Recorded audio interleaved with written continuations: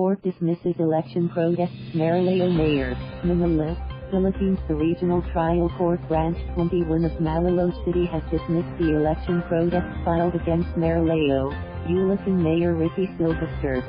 Presiding Judge Crisostomo Danguilan ruled in favor of Silvestre following the election protests filed by his rival in the mayoral race Jemina Sy, who lost by over 1,800 votes in the recent elections. In the protest, Sy contested the results of the elections in 104 cluster precincts in Marilao, saying she impugned and protests the said results on any of the following grounds, such as the alleged errors and uncertainties in the scanning and counting of the ballots by the vote counting machine, cases of votes not counted for tests, instead of shaded ovals in the ballots, frequent breakdown of non-issuance of voters' receipts, among others. Silvestre's camp, headed by Atty. Romulo Macalintal and Atty. Bautista, however, says active use of the word any in her protest only shows that she is fishing or will merely fish for evidence, since she could not or did not even specify where the complaint acts or omissions happened, how many ballots were affected, and how many ballots she would recover from the protested precincts. This, Silvestre's lawyers said, also violates rules in filing a protest wherein a protester must provide a detailed specification of the acts or omissions complained of as election fraud or anomalies. Further, Silvestre's camp argued that by questioning the results in the precincts, this complaint was not an election protest, but rather a petition to declare failure of election in the protested precincts.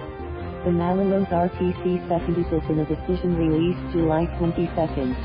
The decision cited the case of Nilo Sy, Bert Macias in 2010, wherein the Supreme Court reiterated the principle that a protest attacking all the precincts is reminiscent of a petition for failure of elections and not an election protest.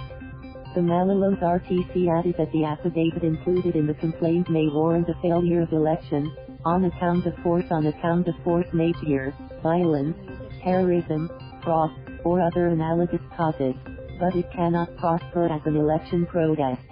On Sys claims of errors or uncertainties in the casting of ballots and scanning of ballots by the court ruled that these are at most technical in nature, with no clear sign of either fraud or irregularity. Further, the court noted that Sys' use of the word any in the protest showed her failure to support her allegations. Clearly the mere choice and use of words indicate a scattershot approach on the matter in the hopes that her allegations will land a chance of proving her claims, the decision reads. Unfortunately, not only has the instant petition of protest failed to sufficiently allege a legitimate ground for an election protest to warrant a revision of the ballot, but the excessive and unnecessary averments only worsened Protestant's case, steering the issues away from an election controversy cognizable by the court. The decision concluded. Thank you for watching. Please subscribe.